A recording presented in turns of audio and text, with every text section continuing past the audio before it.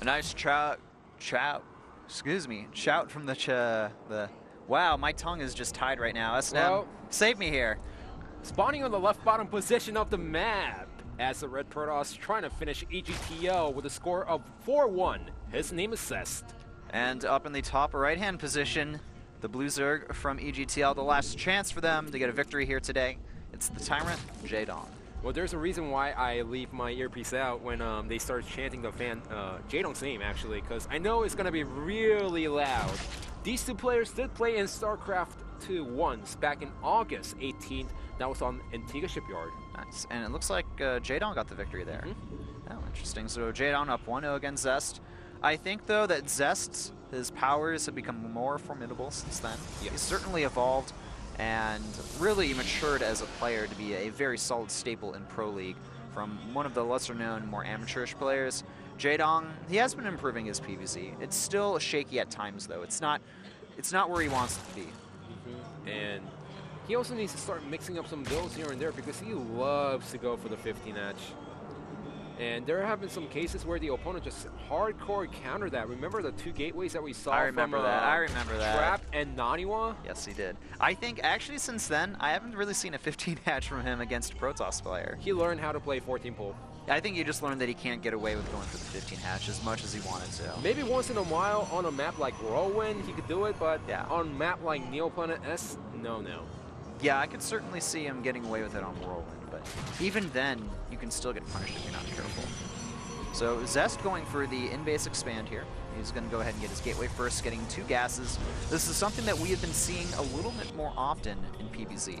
Especially in Heart of Swarm, because the Mothership Core can defend against the early Zerglings really well, and even against an all-in, all you have to do is put down a Nexus Cannon and try to buy as much time while you get the high-taking army out. So it's certainly possible to go for this build. It's not the go-to build, I have to say, because some players still go for the Forge Fast Expand.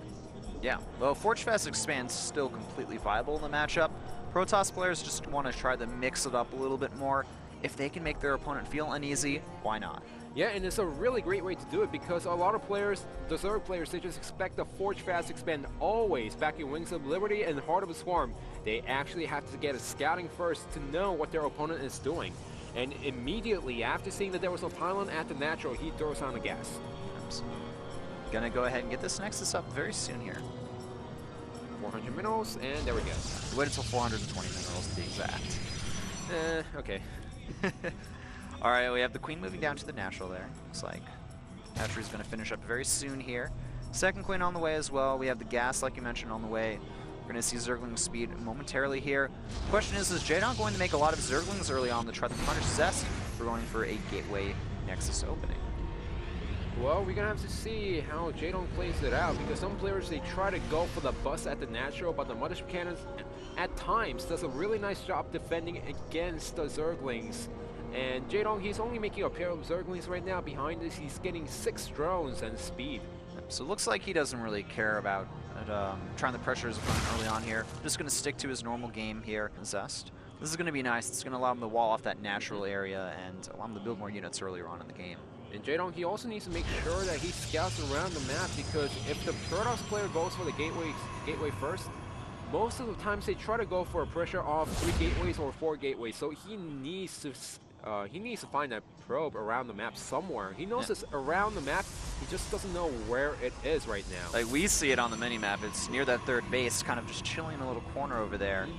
But Jaedong doesn't see it. He doesn't see it. Hero sees it. He can't tell his opponent about it, though. This Overlord here does scout the Stargate. So, at least Jaedong, he knows exactly what his opponent has. For the most part here. Doesn't know about the gas timings of the natural yet. The pylon completing near that 3rd base. Jaedong still droning up very heavily here. And from the looks of it, he's going to be forced to cancel this expansion over here. That's 3 Zealots against only a pair of Zerglings out on the map. I think Jaedong underestimated his opponent here, not thinking that he would go for this attack at the natural. The Zealots, they're ignoring that 3rd base there. They don't care. No, okay, they've spotted the Queen. They're going to go straight for it right now. That Queen is a sitting duck here. There's no way it's going to be able to survive against this attack, and that definitely hurts Jaedong a lot early on in the game. It's going to force him to make a lot of Zerglings right now. He needs to be able to defend against this pressure. If he loses this third base or has it forcibly canceled, then he's going to be fighting from far behind. So we have 22 Zerglings down in the way, trying to prevent the cancel on the third Nexus, but it's slowly going down. 3 more additional Zealots being warped in at 12 o'clock position. Jadon getting a decent surround here is going to be able to kill off most of these Zealots here. Actually still pretty low on health. And Jadon, he needs to bring his Zerglings over there and kill off the Zealots that are at that third base there. It may actually end up falling down. Really low right now. Very low on health. It's gonna get taken out at this point. Jadon, he was a little bit too hesitant trying to go for the additional Zealots, but because of that, Zest getting a free kill on the hatchery. I feel like Jadon, early on, he just plays a little bit too greedy against Protoss players. He just completely got punished for it right now. And now, he's in a very bad position, completely behind. He doesn't have that third base. That got killed off. It's not like he even canceled or anything. The Phoenix follow-up here. Only now are we seeing the Spore Crawlers in production. The Zerglings will kill off the Zealots here, but it doesn't even matter. Zest didn't invest any gas in this harassment here, except for the Mothership Core, which he would have gotten anyway.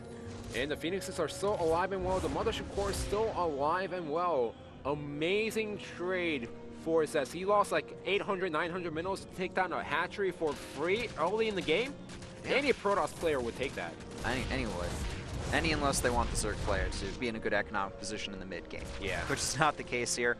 Jadon trying to get back into this game. He's going for the lair, droning up as much as he can right now, getting a lot of overlords because he knows the Phoenixes are inevitably going to kill off a few of those overlords if he's not too careful here. And oh, these queens got to be very careful as well, otherwise they're going to get picked off here. Jadon moving this other queen back to that natural lair, just going to go ahead and let that queen die. I believe that's the third queen that Zest has been able to kill this game. Yeah, and you can even go for the fourth queen, but he's not going to go for it just yet. Third hatchery going down at the 3 o'clock position, really delayed compared to his opponent. So Jadon, he knows that his economy has been delayed, but he's not going to delay his tech any longer. He's getting a Hydra Den out right now. Jadon going ahead and take the other third base on this map below his natural. Nice Phoenix control from Zest, sniping off a few workers here and there. May even be able to get one of these overlords if he's able to, but looks like the 9 workers already killed this game. Some of them from earlier on during that initial pressure. The Hydra Den is scouted. That's something very important to note out here. Instantly, robotics bay put down from Zest. He wants to be completely prepared for this attack. Spire on the way for Jadon, but he can't afford double tech at the same time if he is only sitting on 2 bases. He needs to get the third base up. He needs to get a macro hatchery inside the main base, or possibly a fourth base once again at the 12 o'clock position. And this third base is scouted here, just completes as those Phoenix scout it. We have more Hydras on the way, a Spire behind here, and the Hydra range upgrade on its way. The problem is, supply-wise, Zest is still ahead, and if you're ahead of the Protoss player, or if you're ahead of the Zerg player from a Protoss perspective this far in the game, it means you're actually really far behind. Don't let those supplies fool you. Jadon's not in a great position. Yeah, I mean, the Zerg's power is like, yeah, they go for the attack and they lose a lot of army, but they kill the core army of the Protoss player and they replenish so much quicker, so much faster than the Protoss player. That's the reason why Zerg players can win the game, even if they're, you know, even if they're slightly below. Excuse me, I just worded it wrong. So even if the Protoss player is behind the supply, they can still win. But the Zergling run by. Zergling run by into the natural here. There's a few Zealots that are going to be able to try to do some damage here. The Zerglings, I'd like to see them maybe try to go for that robotics, do something, but nice force fields here from Zest. Oh, this is terrible for Jadon. He's going to lose all of his Hydras here. At the same time, these Zerglings doing absolutely nothing. They're not being controlled properly by Jadon. He had a golden opportunity to do a good amount of economic damage to his opponent, but it's not being seen here. We have 7 mutas on the way, +1 air attack as well for him. The problem is Blink's on the way. Blink's on the way. The Phoenixes are still alive and well out on the field. And against 9 mutas, yes, they can take out the Phoenixes, but Zest is going to have an easier time dealing against the mutas. He's gonna be completely fine right here. And he's adding in more gateways, getting +2 attack as well. His ground composition is going to become very powerful soon here. And the Phoenix will probably scout these mutas very soon here. If there's a critical number of them, they can do damage. Observer does see the mutas. This is going to probably prompt more units to be built that can counter these mutas, maybe more Phoenix, a lot of Blink Stalkers, certainly possible. I love how the sentries were scaring off the mutas right there. Yeah. I'm actually surprised Jadon could have like sniped a few of those there. I think he feels like he's so behind in the economic game that he needs to do some type of economic damage here. The Phoenix, they can't deal with the muta count right there. unfortunately. The Mutas may actually be able to go ahead and just attack those sentries head on here. Jaedong's being really careful with these Mutas. I don't know why he's doing that. He could definitely win the fight right now. There's only 3 Stalkers, 4 Sentries, and 2 Phoenixes. That's true. We have a 3rd Phoenix on the way here. That is actually very peculiar from Jaedong, as Mutas are actually completely out of position here. He's going to go ahead and lose this expansion. These Mutas getting low. One of them gets picked off. The second gets picked off for free there. And I guess he wants to force a base race scenario in this point, because now he's completely going to go for it with the Mutas, but his opponent Zest already has 3 Phoenixes out. He can warp in more Stalkers back at the main base.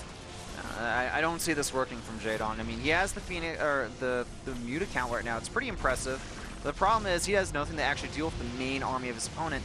Eventually, he will be forced to deal with those units. The Phoenix are continuing to be annoying here as well, getting a lot of free shots off due to the superior control from Zest here. It's very hard to micro those Mutas against the Phoenix. Now, Jaedong is natural under fire from Zest. He has the firepower here to kill off a lot of pretty much anything that Jaedong could reinforce with at this point. Mutas forced to defend, but Mutas can't win against these many Stalkers, I have to say, with the Guardian Shield. Guardian Shield and Blink. I mean, at this point, Zest could walk home and he would still be so far ahead. Jaedong now moving forward here. He's trying to snipe off units here and there, killing off a few Stalkers. He's doing a pretty good job at the trade here, but the problem is he lost a natural hatchery. He's losing these Mutas one by one. Oh, the Phoenixes arrive, and there's no answer for Jaedong now. Oh, that's going to be it for Jaedong. GG is called. KT Rolster taking the match for the 1. Overall, the games, except for Hero, looked very one-sided. Definitely. Jaedong, he had the build planned out correctly. He was scouting for the pylon, but he just stopped it a little bit too early, I have to say, because as soon as he saw that there was no pylon at the right bottom side of the map, he says, well, there's not going to be any pressure, but he did not scout that little area in the 12 o'clock position. Yeah, so once again, it feels like Jaedong having few holes in his play. They're being completely abused. Zest takes the game quite easily there. And with that, of course, 4-1, KT Rolster winning the match. Flash gets a win against Alive and Tasia, and then Zest defeating Hero and Jaedong. What I'm really surprised at is all these Zerg players, they have tons of Mutas now. They could go for the counter, they could go for the attack into the main army and still win the engagement convincingly, and they don't do it. Remember, when we saw BC versus Shine, Shine was in a great position. He was picking off Archons one by one, and he could have gone for the Nexus right away, except he hesitated. Jaedong, he saw 4 sentries. 4 sentries against like 11 Mutas. He should have gone for it right away. Yeah, he could have even potentially picked off the Colossus or after killing all the sentries. Yeah. Yeah, that was I think one of the biggest mistakes Jaedong made that game. Besides not scouting for that proxy pylon, I feel like Jaedong is completely capable, but there's these, like I said, these holes in his play. Decision making. The decision making, it's lacking a little bit for him. So, of course, for the 1, KT Rolster defeats Evil Genius' Team Liquid. Hero's games were very good. I thought his games, even the one he lost, was still a solid game, but besides that, everything else looked pretty one-sided, I feel, from KT. Yeah, even the 4th set, when Hero lost, he was so behind in the game, and he made it work up until that point where he didn't scout the Stargates, and he played so solid up until that point where the Void Race just came in and killed off everything. So Hero, nice job today, taking out Flash and going neck and neck against Zest, but that wasn't enough to take out KT Rolster. Indeed, so here are your results.